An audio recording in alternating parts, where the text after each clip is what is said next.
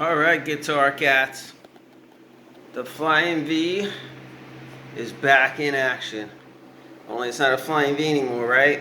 It's now a ergonomic Stranberged, custom made one-off.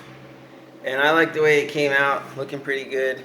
I'm really loving these abalone knobs. I got the push. I'm gonna bring her down, bring her on the bench. See how the lighting is here. Yeah, Guitar Cats. We got guitars. The cats are all sleeping. Almost forgot. Let me do my due diligence. Hold on a second. Alright, we're coming into Zoom. We got mad cats. All crashed out in the sky.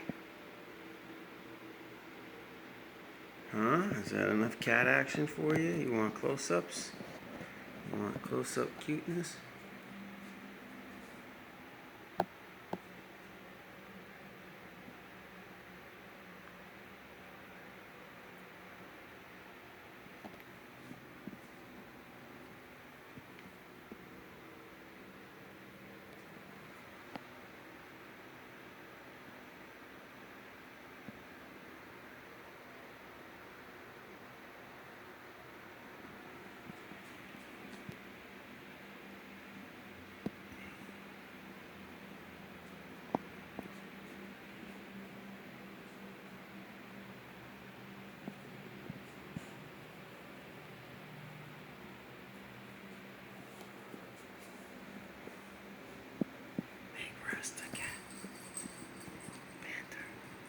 Everybody's crashed. So we'll go in here. We'll get back to the guitar action. Just wanted to say hi to the cats because you guys are guitar cats. But check it out. I really lucked out with the abalone knobs. I swear there's some purple in there. Don't you think? I don't know. Yeah, for sure. Looks funny through the camera, but with the naked eye, I see purple. Yeah, it's kind of washed out on the camera. That's funny. Maybe if I catch a different angle. Wow, the color shifts different angles. But yeah, these are push. They're riding a little high. They're in up position. And down position. Bam, chilling. Not too bad. Pretty much almost perfect height right there. I got the old jack and the old three-way. It's working. I should plug it in and show you guys. I actually managed to get a tone out of this messed up glary amp. I cranked the bass 100, treble way down. The gain, there's no tone there. So we just try to leave that alone and try to go for it. I got the volume down on like a 2. And man, I actually had a decent tone yesterday. Let's see if I can place the camera somewhere. I don't know. You're going to just be looking at my head. Back of my head. But yeah, looking pretty spanky. You know what? We'll get to the playing part. For now, let's do the close-up tour. The bridge needs to be cleaned. The pickups always seem to get a fingerprint on them or two. So I got to go around buffing these bad boys. But I got the height on the pickups pretty good, and so it's balanced. When I go any position on the three-way, it doesn't jump crazy in volume. On the back one, I got kind of an angle matching the neck angle and stuff. On the front one, it's kind of reversed. And not so much the way I planned it, just the way it's kind of working out. Maybe that's the way they're designed. If you really see the angle on them. The action's pretty good. It's a little higher than I remember. I could drop the bridge down, I'm sure. It was buzzing, so I just raised it up real quick.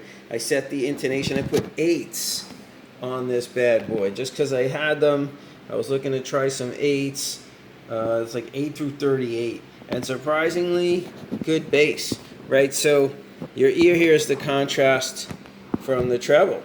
And, you know, whatever, a good set of 8s, I thought was going to be really lacking in bass, and I didn't notice it. It was really kind of killing.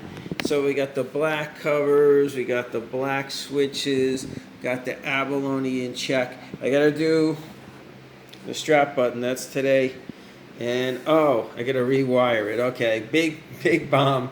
Spoiler alert. I don't like the headstock so much. I want to maybe make it blue or purple, add some color to it. Maybe just darken it. I don't know. I'm not thrilled with it. So we'll see. Right now it's just a little oil on it. Fretboard looking pretty good. Frets not polished, but I believe they're leveled and crowned. Yes. Yes. They definitely need a polish. But I'm not that big on electronics. Cavity still open. Now the funny part, when you want to wire your or rewire your guitar, I got the push-pull pots. And they barely fit in there. They're pretty tall, so I'm like squeezing them down. I got the old school 3-way switch, which was wired already. I left some of the wires in there, but I didn't need them. I could have took them out, and it's working. It works. I got sound. The pickups sound good. Like I said, I got tone. But what? I reversed the freaking volume pot. It's hard to see, but there's a big old ground on top of it. There's a lot of things ground into that. And then I got it ground in, yeah, I think you can see down there, way in the bottom, the white wire. Yeah, so I think I reversed the ground and the positive, and the volume knob works in reverse, which is totally weird, because you go to raise the volume and you lower it, and vice versa. And then, yeah, it's pretty tight in there. We just got enough room for the jack. Everything seems to be working pretty good, like I say, except for in reverse. So they have what's called an audio taper. And the audio taper works in reverse. And I guess it's messing up the tone as well, because they're wired together. So, but the tone control works, and it don't seem to be working right. But I did get a sound out of this thing. Yeah, not bad. I mean, look, with 8s and a 24.75, or is it 24.5? I think it's 24.75. It's a shorter scale length than what I'm used to, 25.5. And it's supposed to be much easier to play. I don't notice. I haven't played in a few weeks, and my fingers friggin' are weak and suck, and then my fingernails are a little long. I got no calluses. So that's what I notice. It hurts to play, even with 8s and a shorter scale length, whatever. And then I got to do the grooves, because it's not, you know, it's sliding. I made it smooth along the edges just for the finish and the look. But I'm going to cut the grooves back in so it doesn't slide down the leg, and that'll make it more playable. Honestly, the leg rest, you know, brings the hand way up. Where's my hand? There it is. Brings it way up in the sky. So when you're playing on that 45-degree angle, I don't know who's really comfortable with that. Like if you're doing cowboy chords and strumming, your hand is way further away from you, right? And then it's up in the air. So it's way high. Your shoulder's going to get tired. Things are going to get tired. That's not like super ergonomic. So I don't know about the whole Stranberged ergonomical idea. It feels most comfortable to me just sitting on my leg like a standard guitar. But that's what I'm used to. So we'll see. I'm going to cut the grooves in, and we'll see, you know. And then the middle seat sitting on your opposite leg, no, that's retarded. It's straight up in the air. When it's sitting on that, it's straight up. 0 degrees, right? 100 degrees, 90 degrees, whatever you want to call it. No bueno is what I call it. The tuners worked good. I was able to tune up, no real problems. They were a little close together. They look funny. The angles are bad. They're not perfectly aligned. So I'm considering doing something better on that. But I don't know if it's all it's worth that I put a lot of hours already into this guitar. There's slight neck dives still. These tuners are very heavy, but they got a nice feel. They're very precision. Grover, right? Grover non-locking. The nut. I had to recut the last nut slot. I left a stain.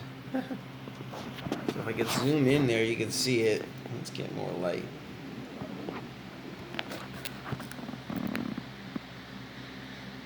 Anyway, it's almost a millimeter, maybe a millimeter inland.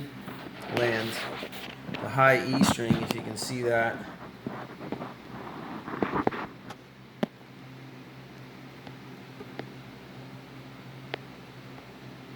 Don't look clear to me. It's hard to get a good shot. But yeah, it was falling over the edge, right? And then the fret ends are not rounded. They're kind of sanded down in like a triangle. Again, hard to see. There you go. There's one. So making it easier to slide over the edge, right? Hardly any room to play. And just pulling on a G chord, I was gripping it pretty hard. It was pulling the string off the side. So I repaired it. I filled the slot. I reslotted it. Way better. Intonation is good on the cowboy chords. Intonation's good at the 12th. I had to reset it because I put it down to 8s. And we're good. It plays. It strums loud.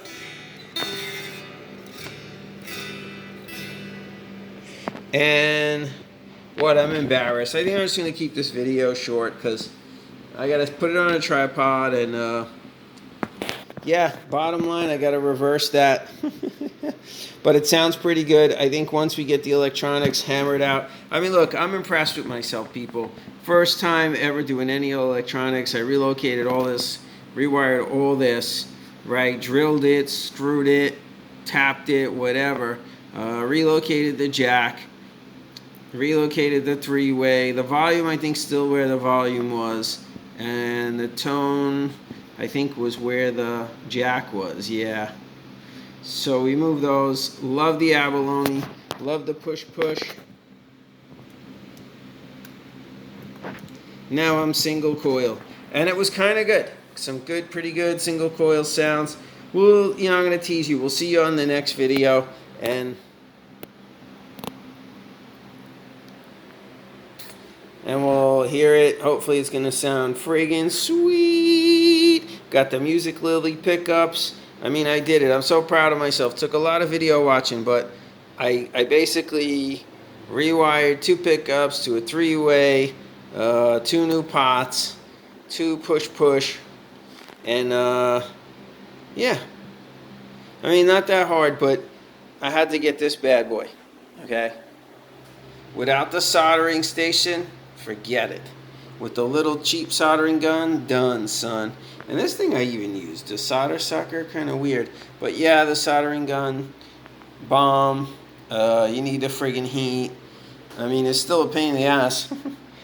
Not a lot of fun, and I'm not great at soldering, but it kind of worked more the way it's supposed to, right? Took 10 minutes instead of a half hour.